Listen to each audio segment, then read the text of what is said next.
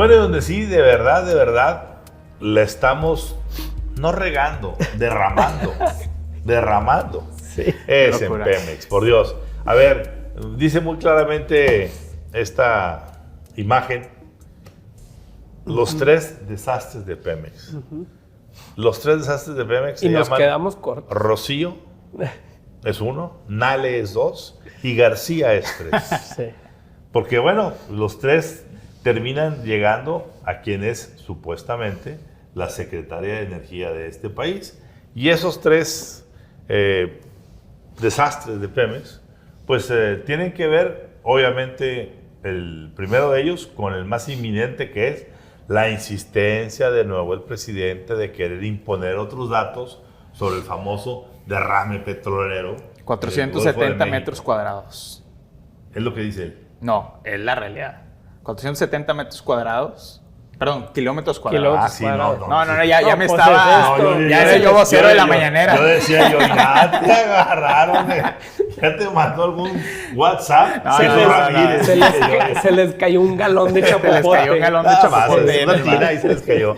No, a ver, la verdad, el presidente de a tiro por viaje nos quiere vender mentiras. O quiere que el pueblo bueno y sabio, pero ignorante, le compre sus mentiras. Claro. Ahí está el chapopote, ahí están las playas mexicanas. Ya le llegó a su natal Tabasco el chapopote. Ya está en Tamaulipas, llegó primero a la playa Bagdad de Matamoros.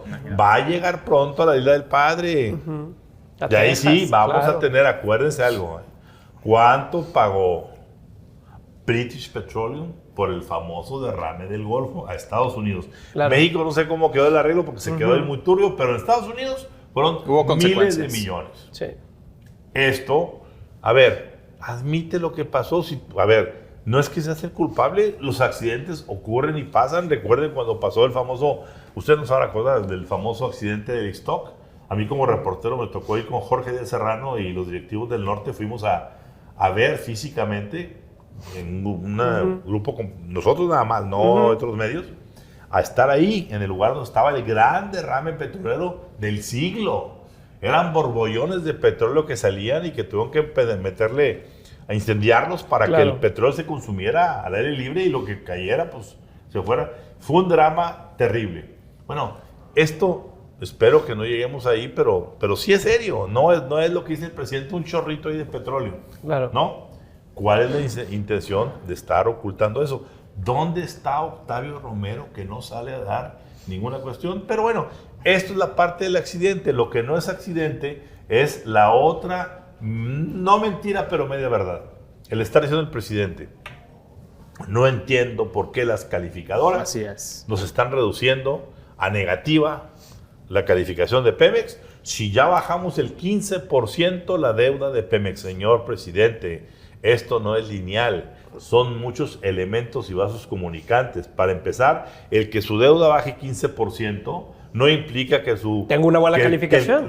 Que el costo de la deuda Claro. haya bajado, porque los intereses han subido tanto que quizá hoy esté pagando los mismos o más intereses que cuando la deuda está 15% más arriba. Y segundo, ¿cómo están sus ingresos? Sí. ¿Cómo está la extracción de petróleo? Y esos tres elementos son los que van a configurar si la empresa está mejor, igual o peor. Rodrigo.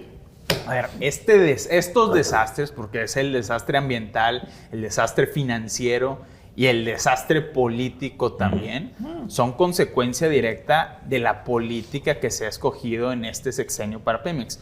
Una política que rechaza por completo la reforma energética establecida en 2014, que cierra a Pemex de las rondas de inversión con privados, que cierra ese compartimiento de riesgo y que ha inhibido completamente la inversión. El hecho de que haya muchos más accidentes, que sean cada vez más graves y cada vez más frecuentes en las plataformas petroleras de la paraestatal mexicana, pues es un resultado directo de que en los primeros 4 años del sexenio de Enrique Peña Nieto, y eso que la administración de Lozoya en Pemex fue pésima, la inversión fue de 62,000 millones de dólares. Datos de Pablo Zárate, un importante analista del medio energético. En los primeros 4 años del sexenio de López Obrador son de apenas 30,000 millones de dólares, cuando lo que dicen los expertos es Pemex, para recuperar el nivel de producción petrolera y darle esa grandeza de la que tanto presume el presidente López Obrador, requería al menos 120 mil millones de dólares. Es decir, el presidente se está quedando completamente corto. Y eso tiene consecuencias también en la parte financiera, porque Pemex, tanto Fitch como Moody's lo califican como un bono basura. Pemex no tiene grado de inversión. En esta administración, Fitch ha rebajado en 4 escalones la calificación crediticia de Pemex. Pemex tiene un problema grave de liquidez, un problema de insolvencia absoluta. El 35% de la deuda, dice Fitch, es de corto plazo. Y en 2 años va a tener que pagar Pemex 15 mil millones de dólares, que todavía no sabemos cómo los va a sacar si no interviene la Secretaría de Hacienda. Esto ya se transforma en un problema político, porque para el gobierno federal Pemex ya no es negocio. No. Secretaría de Hacienda le tiene que invertir. Vamos a recordar algo, lo digo. Históricamente Pemex venía siendo, el principal contribuyente fiscal. Ramón, en el 2001 el 83% de la renta petrolera se iba de Pemex al gobierno federal. En este momento es solo el 32%. Imagínate. O sea, tienes un déficit importantísimo de lo que contribuía Pemex. Y ahora Pemex ya no le alcanza eso, ya la Secretaría de Hacienda tiene que desembolsar, porque ya no solo está de por medio la viabilidad de la petrolera, está de por medio también lo que es la presentación y la percepción de la fortaleza de las finanzas públicas mexicanas, no de Pemex, claro, frente a los mercados internacionales. A ver, de nuevo, y eso porque estoy ahorita en la hechura de mi libro, pero recordando lo que se hizo en su tiempo, cuando Carlos Salinas toma el poder, y semanas antes, un poquito antes de tomar el poder, ya era candidato, ya era presidente electo. No olvidemos que el líder petrolero Chava Barragán le espetó al presidente de la Madrid, en uno de los últimos discursos que tenía, le dijo: señor presidente, si se hunde Pemex, se hunde México. No era un gallito de pelea, no. Estaba diciendo una cosa muy seria. Claro. Muy, muy seria. ¿Por qué?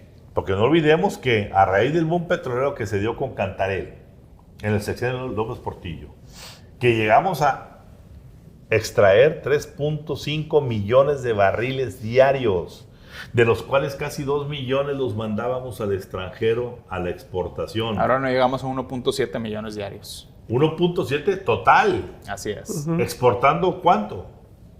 Sí, el 70%. Nada. Entonces, el problema que tenemos hoy es que Pemex no puede satisfacer el apetito fiscal que solía tener la dependencia de una Secretaría de Hacienda del energético. Pero ahorita para mí lo más criminal es el monto de la deuda que Pemex tiene con los proveedores. Con los proveedores. ¿Por qué? Porque esos proveedores son miles y miles de pequeños, medianos y grandes proveedores que tienen hoy que saber que si hoy le facturan a Pemex algo, se les va a pagar si acaso en 6 meses, 1 año, año y medio, si les pagan. Y Ramón, ¿qué? Por tanto, ellos la factura la ponen, de una vez le cargan los intereses y a Pemex se le encarece absolutamente todo. Y como ha reportado Bloomberg, ha generado ya un mercado negro de tráfico de influencias para que tú como proveedor te puedan pagar. Claro. Yo tengo amigos a los cuales les exigen hasta el 30% de la factura. De la factura para poder sacarles el... Hace poco salía por ahí, creo que en Bloomberg también, algo de donde decía que grandes corporaciones petroleras norteamericanas tenían miles de millones de adeudos de la paraestatal. Es decir, técnicamente, como se ha dicho, Pemex está en quiebra, Alejandro. Sí. Pero no se admite. ¿Qué dices? Es que es el manejo ideológico de los proyectos oficiales o de las empresas nacionales o cualquier aventura económica que maneje el presidente. O sea, no puedes manejar ideológicamente los commodities de alguna forma, ¿no? Y eso es lo que ha hecho el presidente con Pemex al comprar Deer Park, a Shell, que la estaba vendiendo para poder invertir en energías eólicas, el construir Dos Bocas, el hacer un tren sin ningún tipo de estudio, ¿sí? Porque ideológicamente hay que, vea usted a saber por qué. El comprar Mexicana de Aviación para poder repartir a la gente que se quedó sin dinero, pero sin no saber. Está sin repitiendo tener exactamente idea. el modelo Echeverría. El Así presidente es. López Obrador es el beneficiario de 30 años de reestructuración económica en este país, desde el error de diciembre para acá. Y esas reformas que se hicieron, esos déficits fiscales que se redujeron y se convirtieron en superávits, 30 años después López Obrador es el beneficiario político de todo ese esfuerzo de décadas que se hizo durante años, y por eso puede tomar este tipo de decisiones. Pero la siguiente administración o las siguientes 2 administraciones no van a tener ese espacio fiscal ni ese lujo, y mucho menos, y como dice Claudia Sheinbaum, que en el próximo sexenio no va a haber una reforma fiscal, y como lo han dicho prácticamente todos los precandidatos presidenciales. México está metido en un problema grave. Daba Fitch un dato. En 2026 y 2027, la Secretaría de Hacienda va a tener que inyectar $20,000 millones más de los que va a recibir de Pemex. Eso ya te está generando un boquete adicional muy importante. Y también hay que poner de relieve, ¿dónde están los responsables políticos? Octavio Romero específicamente está de lleno en la sucesión de la gubernatura de Tabasco, decidiendo junto a Odomaro Martínez, el jefe de inteligencia civil del Estado mexicano, y junto a personajes como Javier May, decidiendo cuestiones políticas de un estado y no de la paraestatal que merece la atención de ese asunto.